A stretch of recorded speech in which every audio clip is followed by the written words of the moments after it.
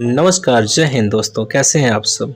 मैं आपका दोस्त मनीष श्रीवास्तव एक बार फिर से लेकर आया हूँ आपके लिए एक प्यारी सी वीडियो संस्कृत दिग्दर्शिका से उत्पन्न कक्षा 12 का पहला अध्याय जिसका नाम है संस्कृत भाषा महत्वम।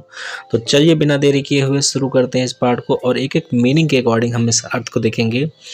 तो कहा गया है कि धन्यो अयम भारत देशः, यह भारत देश धन्य है, यत्र समुसति, क्योंकि यहाँ पर समान रूप से जनमानस पावनी, लोगों के मन को पवित्र करने वाली, भव्य भावोद्भावनी, भावनाओं को उजागर करने वाली, शब्द संदोह प्रसूनी और शब्दों को नए शब्दों के समूहों को जन्म देने वाली सुर भारती अर्थात संस्कृत भाषा विराजमान है। कह सकते हैं कि यह भारत देश धन्य है क्योंकि यहाँ पर समान रूप से लोगों के मन को पवित्र करने वाली, विशाल भावों को उत्पन्न करने वाली, शब्दों के समूहों को जन्म देने वाली संस्कृत भाषा विराजमान है। फिर कहा गया है विद्यमानेषु निकषेषु वाङ्मयेषु अस्या वाग्यम सर्वश्रेष्ठ सुसंपन्न च वर्तते। विद्यमानेषु मिलता है वर्तमान समय में, वर्तमान समय में निकषेषु वाङ्मयेषु जो हमारे विद्वान व्यक्ति हैं वो अपने आप को अस्या वाग्यम यानी और सुसंपन्न और विद्वान बनाने के लिए सर्वश्रेष्ठ सुसंपन्न च वर्तते इसी संस्कृत भाषा का प्रयोग करते हैं। अर्थात वर्तमान समय में जो भी विद्वान व्यक्ति हैं, जो भी नीति निपुण व्यक्ति हैं, वो अपने आप को सर्वश्रेष्ठ और सुसंपन्न बनाने के लिए इसी संस्कृत भाषा का प्रयोग करते हैं। आगे देखते हैं बच्चों, एमेव भाषा, यह भाषा, एमेव भाषा मीन्स यह भाषा, संस्कृत नानापि, संस्कृत नानाप मीन्स होता है संस्कृत के नाम से, लोके मीन्स संसार होता है, लोक होता है, प्रथिता अस्ति यानी प्रसिद्ध है। यह भाषा संस्कृत के नाम से पूरे संसार में प्रसिद्ध है। अस्माकम मीन्स होता है हमारा, हमारी, हमारे, अस्माकम हमारा, रामायण हमारे जो रामायण है, महाभारत हमारा जो महाभारत है, और ऐतिहासिक ग्रंथ मिलता है इतिहास के जितने भी ग्रंथ हैं, यानी हमारा रामायण, हमारा महाभारत, हमारे इतिहास के ग्रंथ। चत्वार वेद, चत्वार वेद मिलता है चार वेद, वेद कितने होते हैं? चार है, ऋग्वेद, सामवेद, अथर्ववेद और अथर्ववेद। तो हमारे चार वेद, सर्वा उपनिषद और सभी उपनिषद, अष्टादश पुराणानि, अष्टा में 8 और दशा में 10, 8 और 10 जोड़ने पर 18 हुए, तो पुराण कुल कितने होते हैं? 18।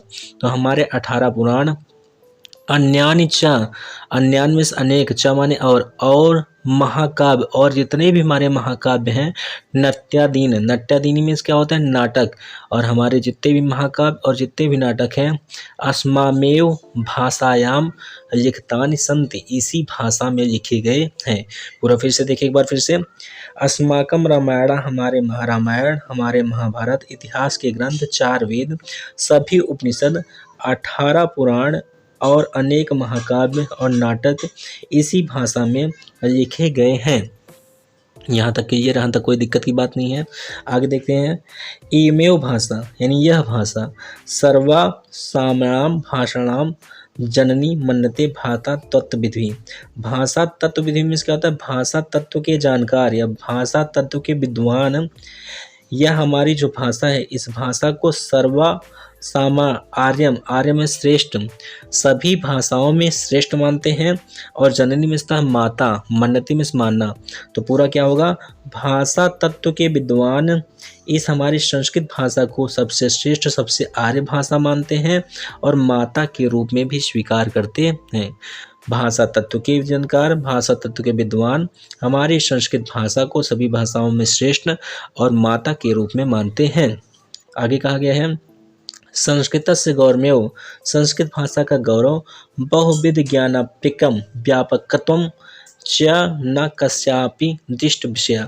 संस्कृत भाषा का जो गौरव है बहुत प्रकार से प्रसिद्ध और व्यापक है, और ऐसी कोई भी चीज़ नहीं है जो लोगों के दृष्ट नज़र में ना हो, अर्थात संस्कृत भाषा को सब जानते हैं और मानते हैं।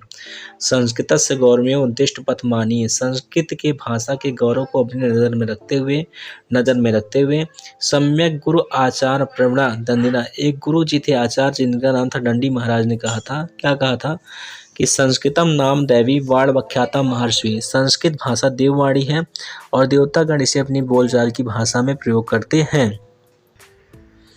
चलिए दोस्तों आगे देखते हैं। लिखा है संस्कृतस्य साहित्यम सरसम। सरसम मीन्स होता है सरल और साहित्यम मीन्स होता है साहित्य।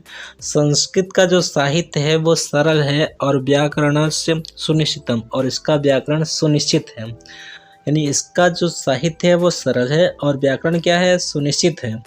तस्य गद्य पद्य च लालित्यम, इसके गद्य में और पद्य में लालित्य, लालित्य मीन्स क्या होता है, प्रकाश, लालिमा कह सकते हैं। और भाव बोध सामर्थ्यम, इसके भावों को बोध यानी सुन करके, सामर्थ्यम में शक्ति का एहसास होता है।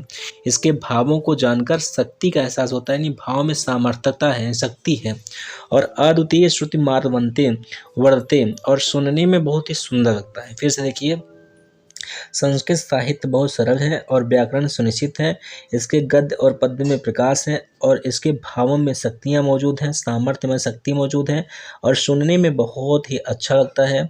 और किम बहुना, क्यों नहीं, किम बहुना, बहुत सारे लोग चरित्र निर्माण यादृशी शतप्रेरणा संस्कृत वाग्मय से ददाति ना तादिशम कृद्यन्ति, यानी बहुत सारे लोगों के चरित्र के निर्माण और के लिए जो प्रेरणा ये संस्कृत भाषा दे सकती है, ददाति में दे सकते हैं, ना मिस नहीं, तादिशम कृद्यन्ति, और कहीं नहीं मिल सकता। यानी कहने का मतलब ये है कि लोगों के चरित्र के निर्माण के लिए जो प्रेरणा हमारी संस्कृत भाषा दे सकती है, वह भाषा कोई और कभी नहीं दे सकती। लोगों को चरित्र अगर विकसित करना है और उसे प्रेरणा संस्कृत भाषा से मिल सकती है, और किसी भाषा से हमें अपने चरित्र के निर्माण के लिए प्रेरणा नहीं मिल सकती है। लिखा है मूलभूतानाम, मूलभूत रूप से, मानवीय गुणानाम, मानवीय गुणों के रूप में, यादृशी विवेचना संस्कृत साहित्य वर्ते नात्रादिशम, मूलभूत रूप से, मानवीय गुण के रूप में और विवेचना के क्षेत्र में और संस्कृत साहित्य के रूप में जो चीज़ें हमें मिल सकती हैं संस्कृत भाषा से, वो और कहीं से नहीं मिल सकती। जैसे क्या क्या चीज़ें हैं, दया करने की बात आई, दानम करने की बात आई, यानी दया दिखाइए, दान दिखाइए। शौचम, शौचम में क्या होता है, स्वस्थ रहना। औदार्य में उदारता का व्यवहार रखना। अनसूया में क्षमा करना। अनसूया यानी उदारता का भाव रखना, उदारता।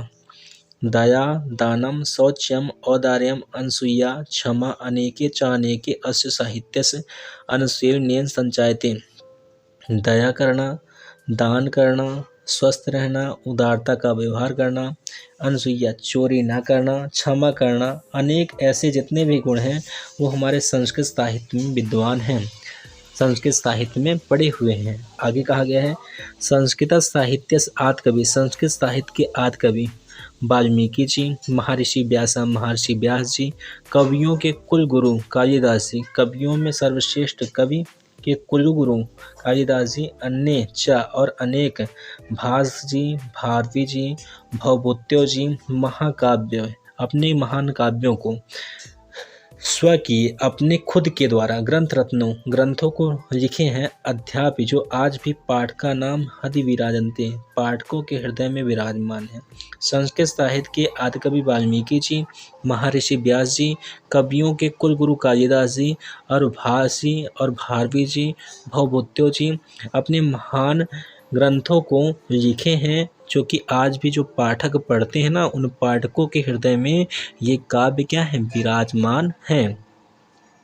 इयम भाषा, यह भाषा, कौन सी भाषा, हमारी संस्कृत भाषा। इयम भाषा, यह भाषा, अस्माभिः, आज भी, मातृसम सम्मानीय वंदनीयम च, हमारे लिए माता के समान सम्मानित तथा वंदनीय है। यानी यह भाषा आज भी हमारे लिए माता के समान सम्मानी तथा वंदनीय है।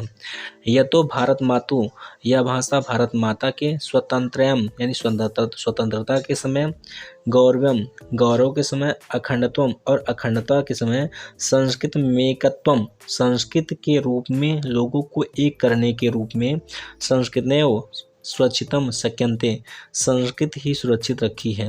अर्थात यह भाषा भारत माता के स्वतंत्रता के समय, गौरव के समय और अखंडता के समय संस्कृत के रूप में सबको एक करके रखी है और सुरक्षा के दृष्टि से सबसे अच्छी मानी जाती है।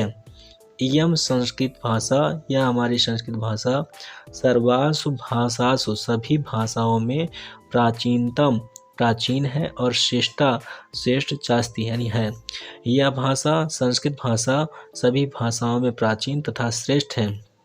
ततः सूक्तम, इसीलिए एक सूक्ति यानी एक श्लोक के रूप में कहा गया है कि भाषासु मुख्य मुद्रा दिव्या गिरवाण भारती इति। भाषासु में भाषाओं में, मुख्य में मुख्य, मुद्रा में मधुर, दिव्या में दिव्य, और गिरवाण भारती मतलब देवताओं की भाषा अर्थात संस्कृत भाषा। भाषाओं में मुख्य, मधुर, दिव्य कोई भाषा है तो वो देववाणी अर्थात संस्कृत भाषा है। तो प्यारे भाई और बहनों, प्यारे दोस्तों, प्यारे शिक्षकगण, अभिभावकगण, ये प्यारा सा पाठ था जो कि हमने आपको दिया है और आशा करते हैं कि आपको समझ में आएगा। अगर कोई त्रुटि समझ में आती है तो आप कमेंट में ज़रूर बताएं, उस त्रुटि को हम सुधारेंगे। तो आज के लिए इतना ही, फिर मिलते हैं अगली वीडियो में। तब तक के लिए जय हिंद, जय भारत।